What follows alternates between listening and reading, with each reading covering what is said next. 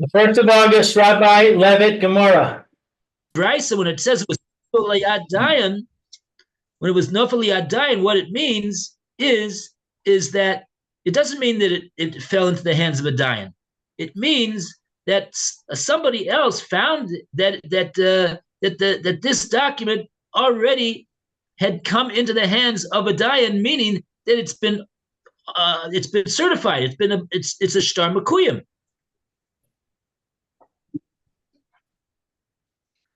So a shtar like that. So if so, that it's a valid, authenticated shtar, so then why should we not give it back to the malveh? Let him collect with this valid, authenticated shtar. That's what the Gemora was discussing over here.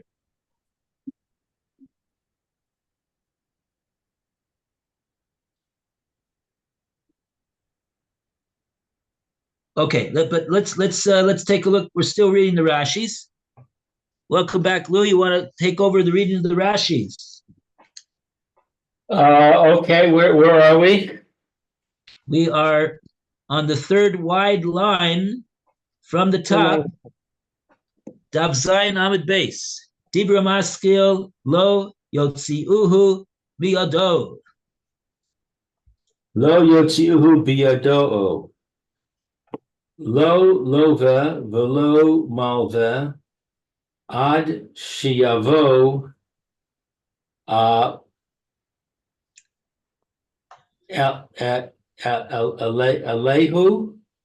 Eliyahu. O Adayim. O Adim. Sheroi. Miyad mi nafal. Oh. So it's not the lova and it's not the malva. Until Eliyahu comes, or witnesses that are fitting. That saw. That the hand of from whose hand it fell. Right. The issue over here is, it's true. We got a valid, authenticated document of Shtar Chov. What's that really mean? All that really means is that the loan really did take place, as opposed to a document which got signatures and it doesn't have a henpeck. So then we got a question. Maybe the loan didn't take place, like we said earlier. Maybe the Lova wrote this document because he wanted to loan money, and then somebody, for whatever reason, he never went through with it, and he never really got the money from the malva. The loan was never made. But you still got this shtar over here. So until the document was presented in the Bezdin and it was authenticated in the Bezdin, so then we see that the malva who wanted to have it authenticated because he's trying to collect with it. So then we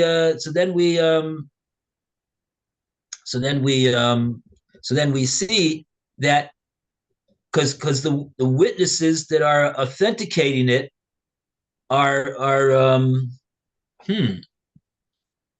getting myself into trouble over here. Okay, let's not get into trouble. Let's just go simple. We're saying over here that even though the shtar has got a henpick, all what that means really is that we can rest assured of the fact that the loan was made. When a shtar chov that's got a henpeck, the Bezdin says we don't have to doubt the fact that the loan was made. The loan was made, but Rabbi, can you just remind me what is a henpeck again? The henpeck is what we saw Rashi speak out. That's what they call the certification that the Bezdin writes into the shtar. We have the two witnesses have come before us in the Bezdin, and they've validated the signatures on this shtar, and we accordingly are certifying this shtar as a valid shtar. What's it mean? It's a valid shtar. It's a shtar that was used to loan money with. Thank you. As opposed to a shtar that was written, but it was never used to loan money with. Right. Okay.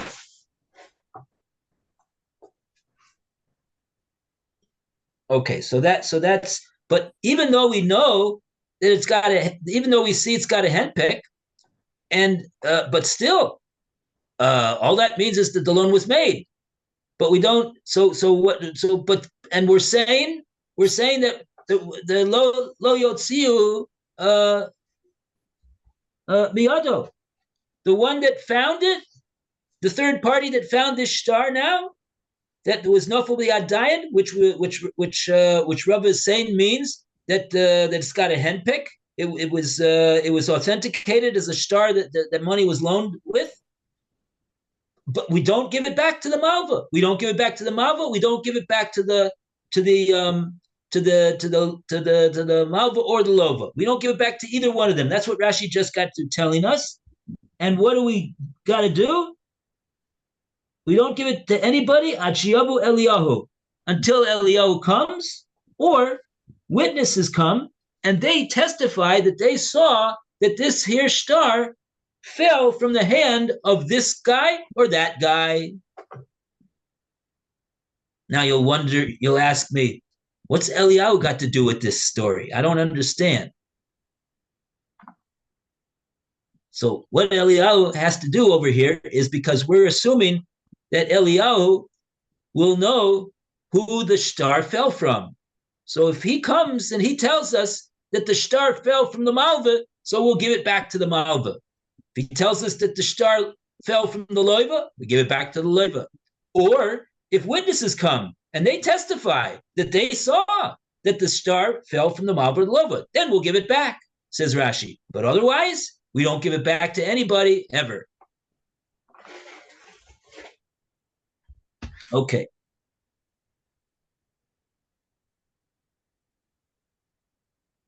Okay, now. So if we don't give it back, that means the Lova wins.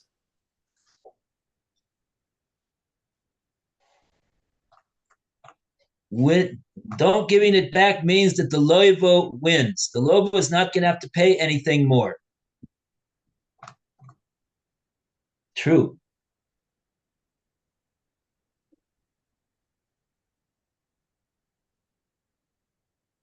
Yeah, so you're wondering why do we favor the Lova, you mean?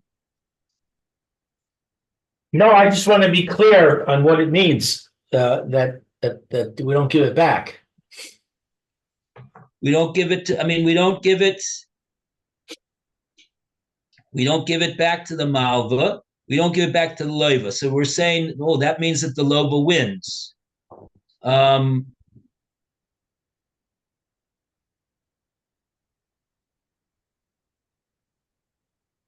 The way things are right now, the Lova's not giving anybody any money, and the Malva's not getting any money. So that's what you mean. The Lova wins.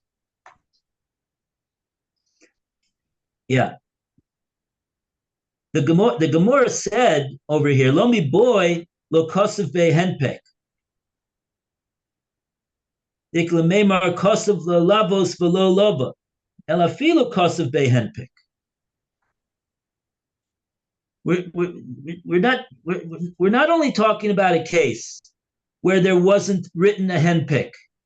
This is the chiddush of the brisa. We're not talking only a case where there was no henpick, so we don't even know whether the loan was made. So therefore, we could understand if we don't even know the loan was made, that we're not going to give it back to anybody, and certainly not to the Malva. Because why? Because the Gemara says, Kosav Lalavos below lava. He wrote it in order to get the loan, but he never got the loan. He never borrowed the money. Ella, says the Gemara, feel Kosav Henpik. Even if this star that was found by Ploni has a henpik on it. So that means it's a star makuyim. And that means that the money was loaned. Nevertheless, we don't give it back. The Gemara says, Lo yaksir de chayshin lepiroyon. We suspect that the loan was paid off. We say maybe the loan was paid off. Right. So how can we give it to the malva? Maybe the loan was paid off.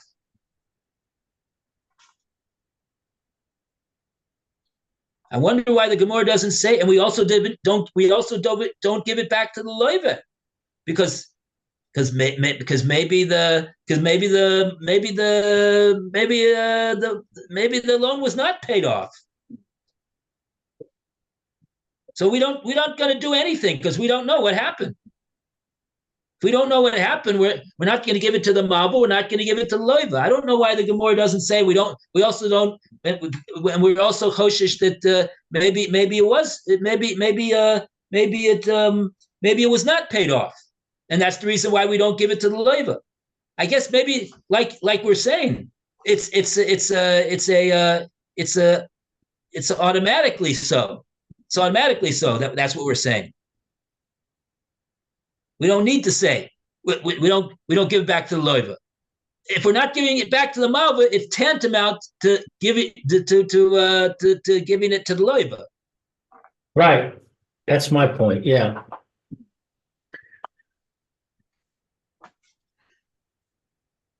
Which actually does seem to be somewhat unjust.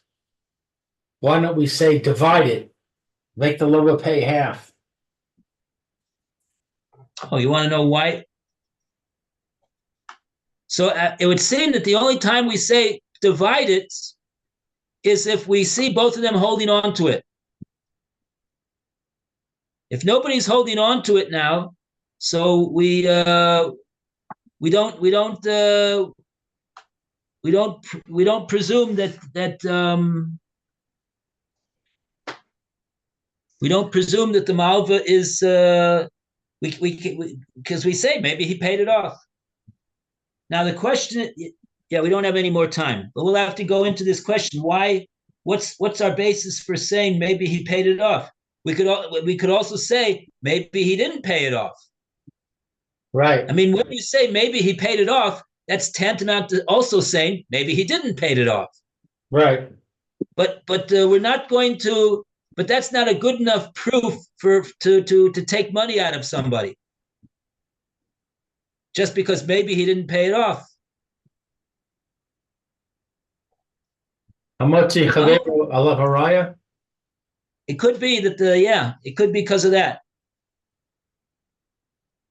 Yeah. The Malva needs to carry the burden of proof. Here, there's a suffix. So in a case of a suffix, we don't divide it unless they're both holding on, because both holding on, that gives a presumption of ownership, of possession. Okay. Thank you, Rabbi. All the best, everybody. Have a great day. You too. Amen. Hello. Shabbat shalom to Phil. Yeah, have a good Enjoy. Sabbath. And Rabbi, I'll see you tomorrow, Mitzvah Hashem, 10:30.